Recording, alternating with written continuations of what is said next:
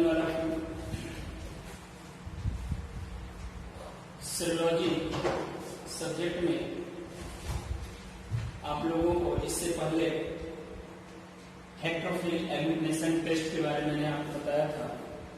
हेट्रोफिल agglutination test में कई topic आए जैसे Weil Felix and Paul Bunnell test. ये दो टेस्ट के बारे में आपको वहां पर हमने बताया कि ये टेस्ट होते क्या है, कैसे ये टेस्ट परफॉर्म किए जाते हैं, यानी इनकी प्रोसीजर और इनका प्रिंसिपल, ये हमने आपको बताया था।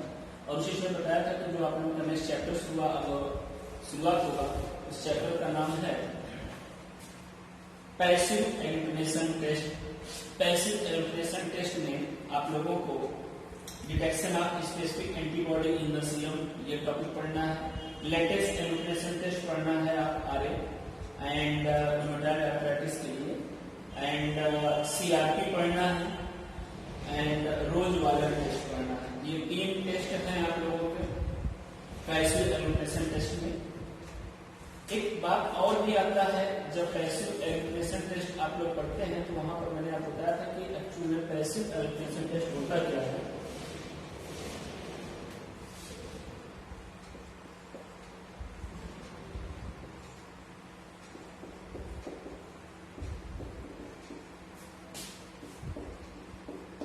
पैसिव एग्लूटिनेशन टेस्ट, ये पैसिव एग्लूटिनेशन टेस्ट क्या होता है, अब इसके बारे में डिटेल में आप लोग देखिए। कुछ पिछले लेक्चर्स में जाएंगे तो वहां आप लोगों को एग्लूटिनेशन टेस्ट के बारे में मैं बता रहा था, तो पैसिव एग्लूटिनेशन टेस्ट क्या होता है वहां इसके बारे में मैंने बताया था।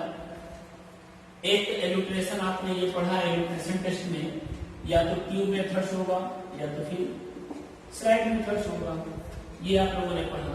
ट्यूब मेथड में भी आप लोगों ने या स्लाइड मेथड में आपने क्या देखा था, सीरम और एंटी सीरम या एंटी सीरम। ठीक, पेशेंट का आपने क्या लेंगे, सपोज ये स्लाइड हो गया, इसमें पेशेंट का सीरम 1 ड्रॉप या एंड इसके साथ क्या मिक्स करते थे, किसी का एंटी सीरा या एंटी सीरम। वहां पर कई टॉपिक कई वर्ड आए थे, मैंने यूज किया था। आई मीन इनका जब टेस्ट को करते हैं, मिक्स होते हैं या इन दोनों को मिक्स करते हैं, एंटीजन और एंटीबॉडी, सीरम में क्या प्रेजेंट होगा, एंटीबॉडी। जो हम लोग रिजेंट मिलाते हैं उसमें क्या है आपका एंटीजन। ये दोनों आपस में रिएक्ट होते हैं, यानी बाइंड करते हैं, रिएक्ट होते हैं और क्या करते हैं, क्लम्पिंग। ये भी मैंने पढ़ाया था आप लोगों को, या इसी को हम लोग बोलते हैं एग्लूटिनेट होना, ये आप लोगों को पता है।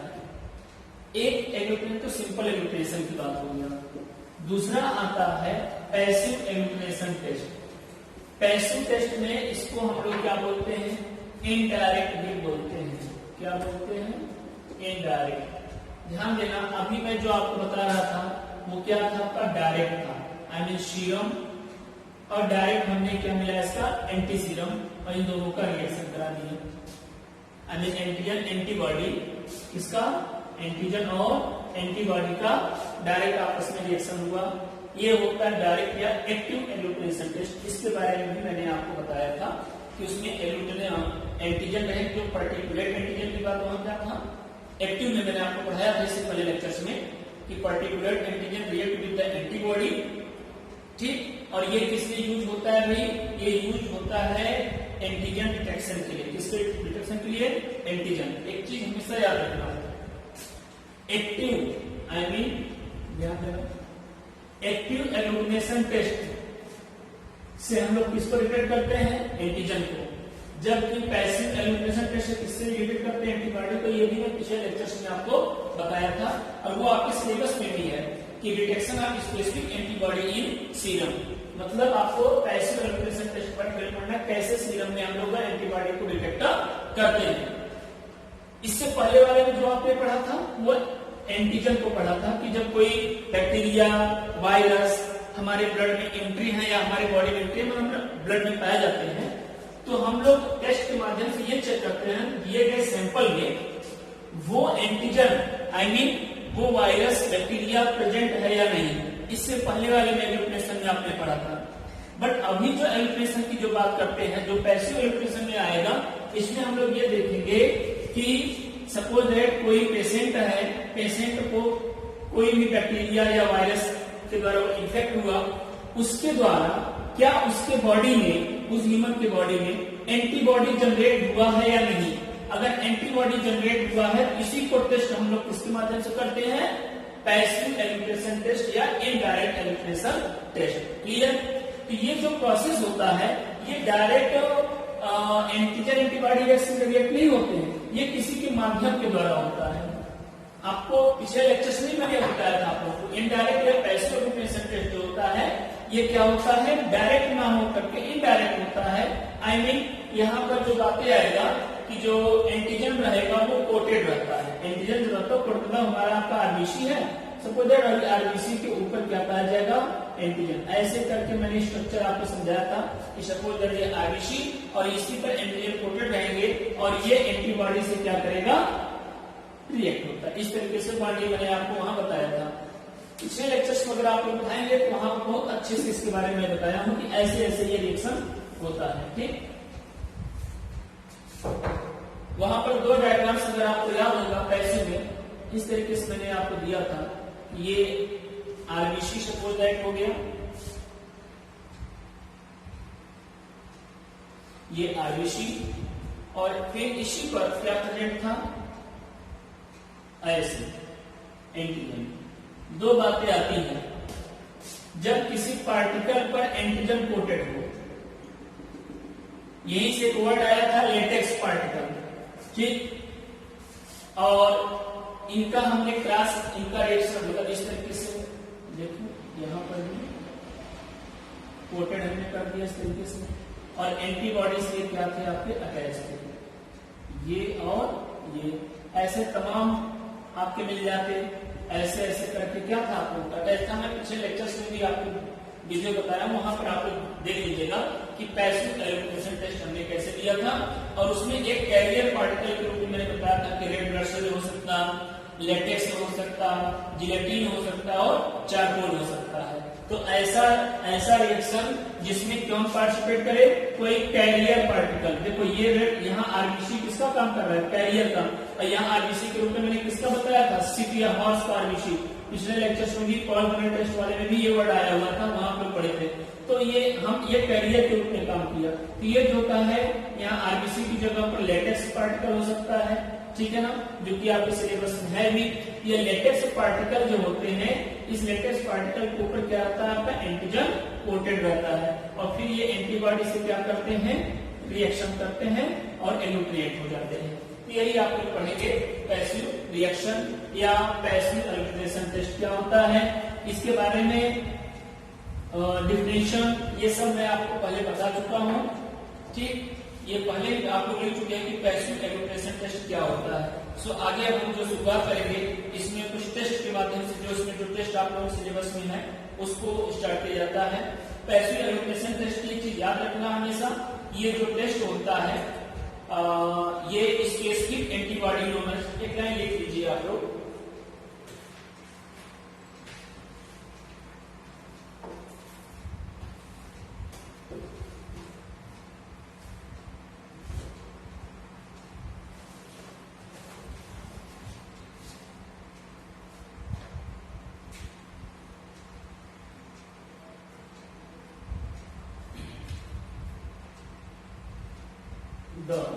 these टेस्ट, कौन सा पैसिव एल्यूमिनेशन टेस्ट जो होता है, these test in which specific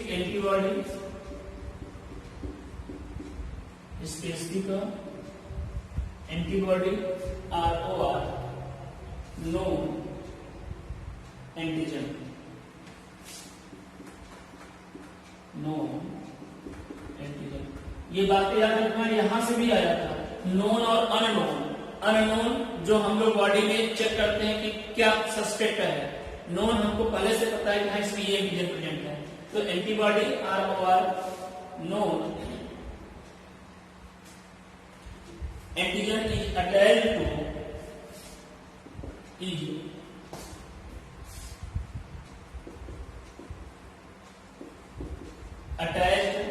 to certain inert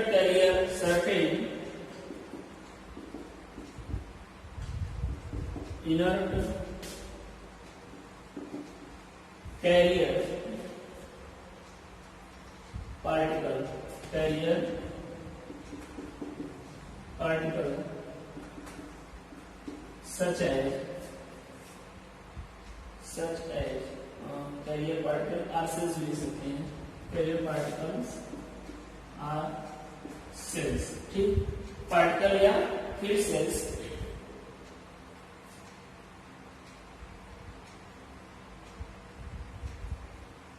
which can be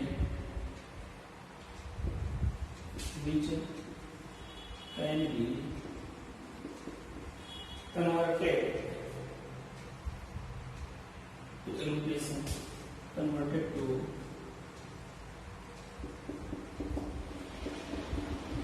illumination reaction.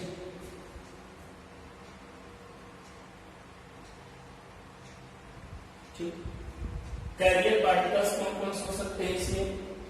इससे पहले मैंने दिया था कि लेटेक्स पार्टिकल, बेंटोनाइन, कार्बन पार्टिकल, ये मैं पिछले लेक्चर्स में भी आपको बता चुका हूँ, ये होते हैं।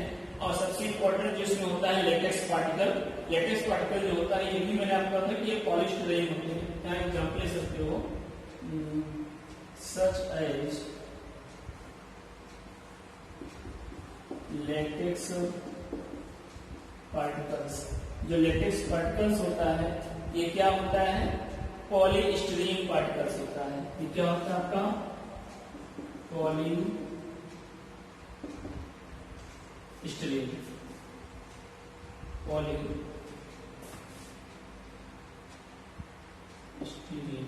ठीक है, पॉलीस्टाइरीन।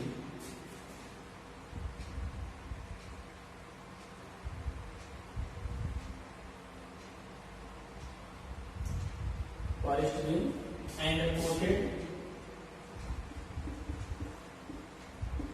with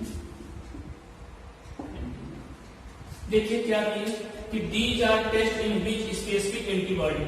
ये जो पैसिव इल्यूमिनेशन टेस्ट होता है ये टेस्ट किसके लिए होता है भाई? स्पेसिफिक एंटीबॉडी या known antigen is attached to certain inner carrier particle. जो इनर कैरियर पार्टिकल होते हैं उन कैरियर पार्टिकल्स पर जो प्रेजेंट क्या एंटीबॉडी या फिर एंटीजन, जैसे कि which can be converted, I mean जो लेटेक्स पार्टिकल या जो कैरियर पार्टिकल्स होते हैं ये कैरियर पार्टिकल्स क्या करते हैं? कन्वर्ट हो जाते हैं किसमें? एल्यूमिनेशन रिएक्शन में। आई मीन ये लेटेक्स पार्टिकल पार्टिसिपेट किसमें करते हैं? एल्यूमिनेशन रिएक्शन के लिए। ठीक, तो यहाँ पर एक लेटेक्स पार्टिकल से ही आया जिसमें मैंने आपको बताया था कि लेटेक्स पार्टिकल रहेगा, उस पर एंटीजन कोटेड रहेगा और फिर वो एंटीबॉडी से क्या करता है? रिएक्शन करता है। ठीक, ये तो आप लोगों का हुआ एल्यूमिनेशन, वो भी पैसिव एल्यूमिनेशन टेस्ट के बारे में बात करते हैं। सिलेबस अकॉर्डिंग में सबसे पहला पैसिव एल्यूमिनेशन टेस्ट में आप लोगों को लेटेक्स एल्यूमिनेशन टेस्ट फॉर रोज वाला टेस्ट में बताने जा रहा हूँ। जो टॉपिक आप लोगों को सुबह तक होगा इसी में, इसका डायग्राम्स और इसके बारे में पिछले लेक्चर्स में है, वहां से आप लोग नोट कर लीजिएगा कि क्या होता है पैसिव एल्यूमिनेशन। वहां पर मैंने 4 या 5 जितने भी होते सभी के बारे में बताया हूँ। एल्यूमिनेशन ये।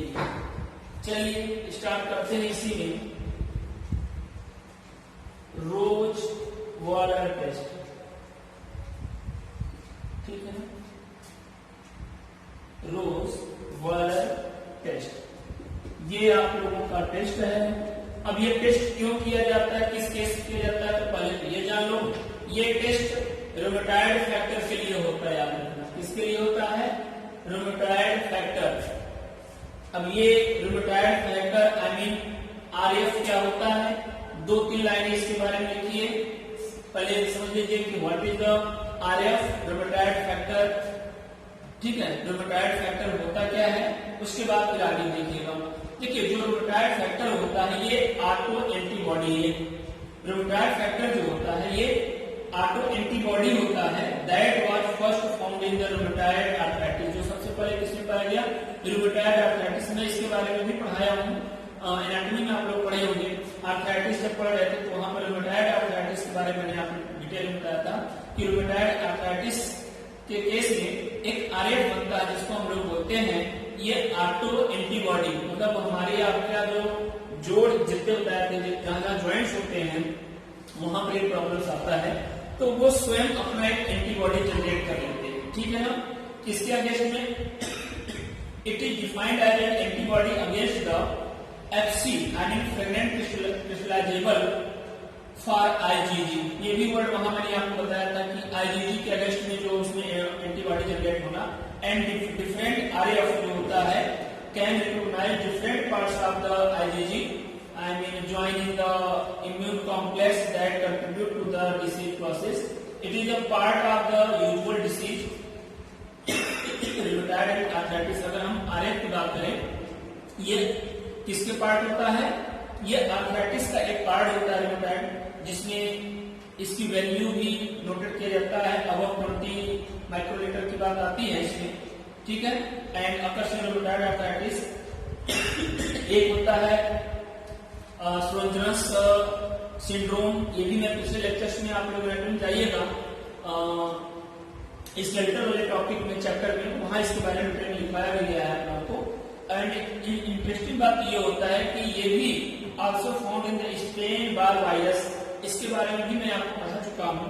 या पार्वो वायरस इन्फेक्शन एंड लगभग ये दो स्टेन बार वायरस या फिर पार्वो वायरस इन्फेक्शन के द्वारा ये जनरेट होता है। तो मैं स्टार्ट कर रहा हूं आप लोगों का रोज वाला टेस्ट। हमेशा याद रखना ये किस केस में होगा? ये आरएफ यानी रूमेटॉइड फैक्टर के लिए ये टेस्ट परफॉर्म किया जाता है। इस टेस्ट का प्रोसीजर प्रोसेस ये सब लिखिए। इसमें रहेगा पहले रोज वाला is a slide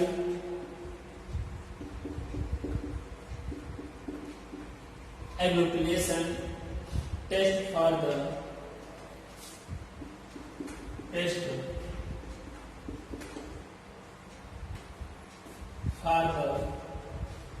qualitative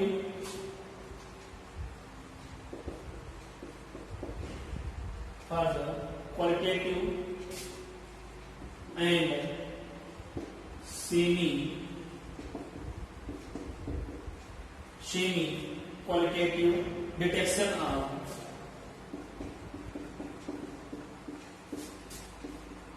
RF। ठीक है? डिटेक्शन ऑफ RF में rheumatoid factor in human serum.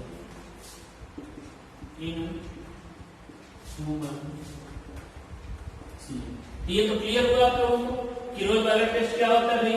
रोज वाला जो होता है test is a slide elimination test. ये क्या होता है? स्लाइड एलिमिनेशन टेस्ट होता है। किसके लिए होता है? For qualitative and semi qualitative होता है detection of RF in the human serum. Human के सीरम में एलिमिनेशन को देखा जाता है किसके लिए? आरएफ के लिए। तो सीधी सी बात है क्वालिटेटिव है। इसका मतलब क्या होगा? ये स्लाइड है, स्लाइड टेस्ट है। स्लाइड में आपको क्या रखेंगे? यहाँ पर सीरम और इसमें लेटेक्स पार्टिकल भी यही वर्ड आप लोग यूज होगा इसमें। इसमें जो हम लोग एंटीसेरा यूज करते हैं वो किसके साथ करते हैं? हम लोग लेटेक्स पार्टिकल के साथ में। ठीक? इसका प्रिंसिपल लिखिए, अभी समझ में आ जाएगा।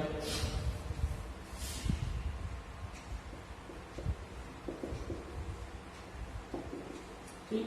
इसका प्रिंसिपल क्या है?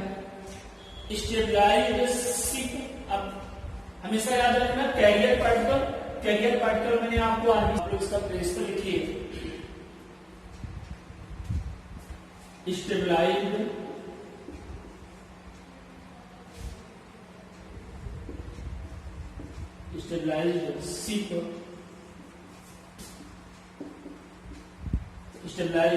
सिप, आरबीसी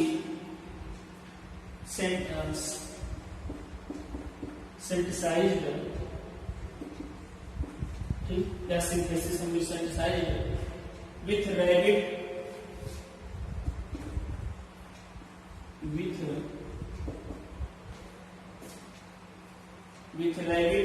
IgG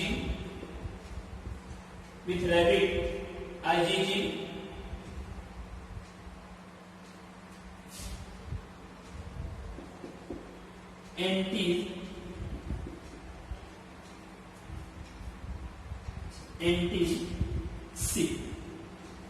ठीक है, NTC RBC are agglutinated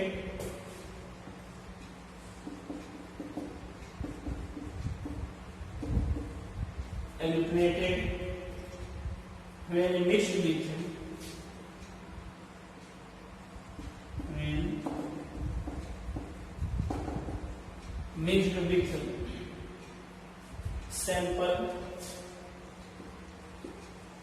sample या फिर सीरम कर सकते हैं, सैंपल ऑफ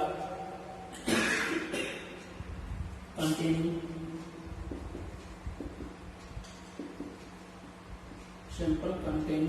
iron।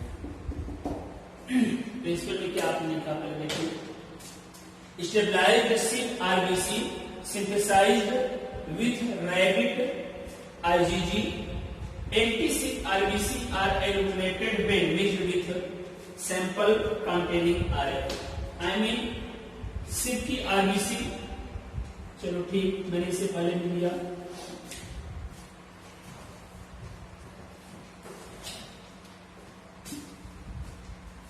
सिर्फ की RBC synthesised with the rabbit IgG। इसको किसके साथ सिंथेसाइज किया गया है?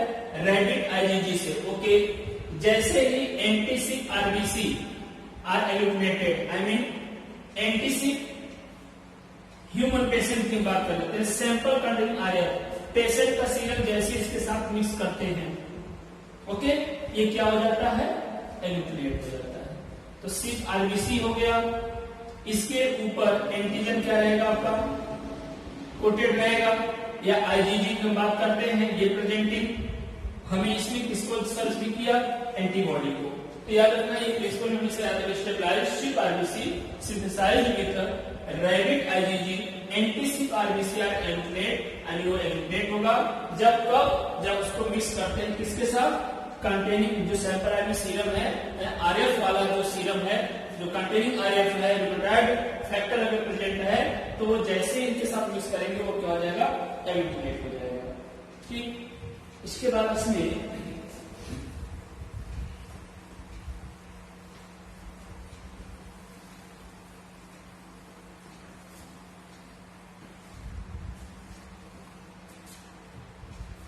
सैंपल क्या रहेगा?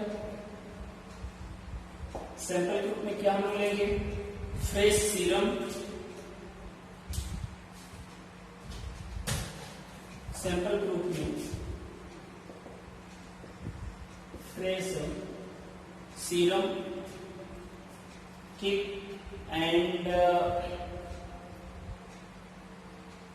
ठीक, फ्रेश सीरम लेंगे, आई मीन इसमें फैब्रिन वाला नहीं रहेगा, and do not highly haemolysed sample, and haemolysed sample नहीं रहेगा। तो सैंपल हमने क्या लिया? फ्रेश सीरम लिया। रीजेंट क्या क्या लेते हैं? ठीक है, इस सैंपल के लिए रीजेंट हम लोग क्या लेते हैं इसमें? तो रीजेंट ए, ध्यान देना, जिसको हम लोग बोलते हैं WR, I mean viral reaction के लिए हम लोग लेते हैं, जिसमें एक रीजेंट ये हो जाएगा रीजेंट ए, जिसको WR, दूसरा मिल जाएगा आप लोगों का कंट्रोल पॉजिटिव, कंट्रोल पॉजिटिव, और एक रहेगा आपका कंट्रोल निगेटिव। ठीक, और क्या लेंगे इसमें?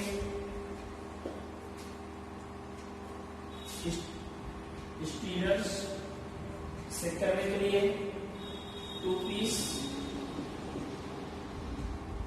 ठीक है, एंड इसके बाद रिएक्शन स्लाइड, और एक क्या लेंगे? Reaction slide. सैंपल में क्या लेंगे हम लोग, एक फ्रेश सीरम लेंगे और क्या लेंगे, रिजेंट हम बात करते हैं, reagent WRA control positive control negative stirrers and reaction slide. ये तो हुआ आपका आवश्यकता जो किन चीजों को हमको पड़ेगा इस टेस्ट को परफॉर्म करने के लिए। अब जो सबसे इंपॉर्टेंट फैक्टर इसका वो है procedure.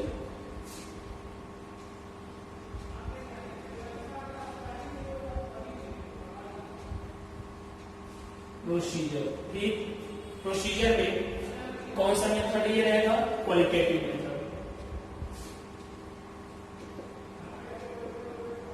Qualitative method, okay, qualitative method रहेगा। इसको सबसे पहला नंबर क्या क्या प्रोसेस करेंगे, सबसे पहले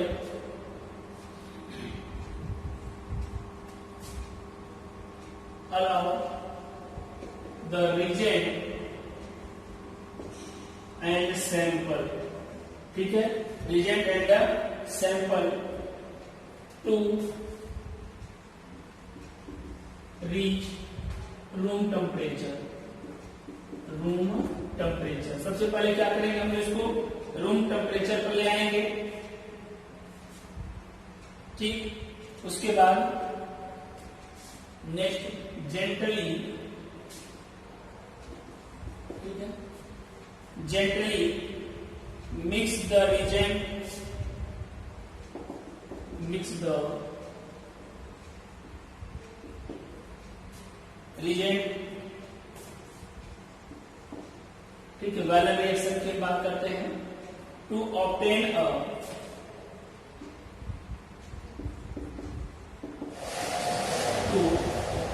a homogeneous suspension,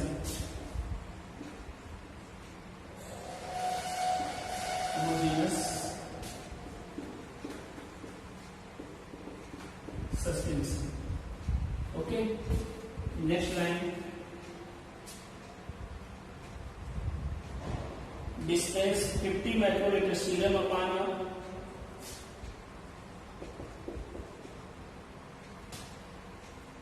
dispense 50 microliter, ठीक, सीरम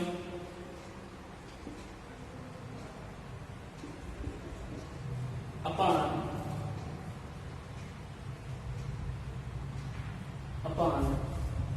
a slide, ठीक, upon a slide and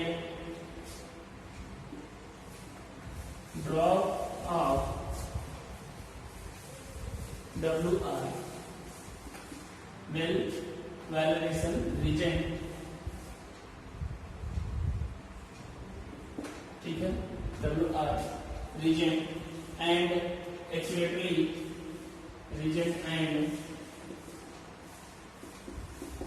accurately mixed with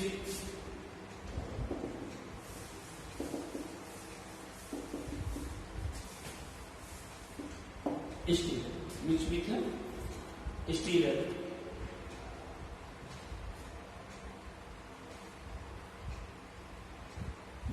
rotate the slide 2 or 3 times, 2 or 3 times। Next रहेगा leave the slide for 2 to 3, 2 से 3, 2 or 3 मिनट। इसके बाद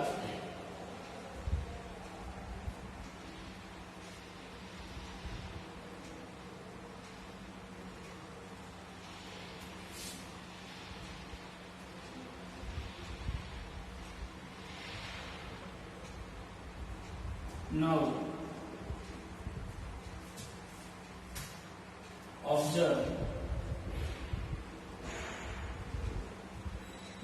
observe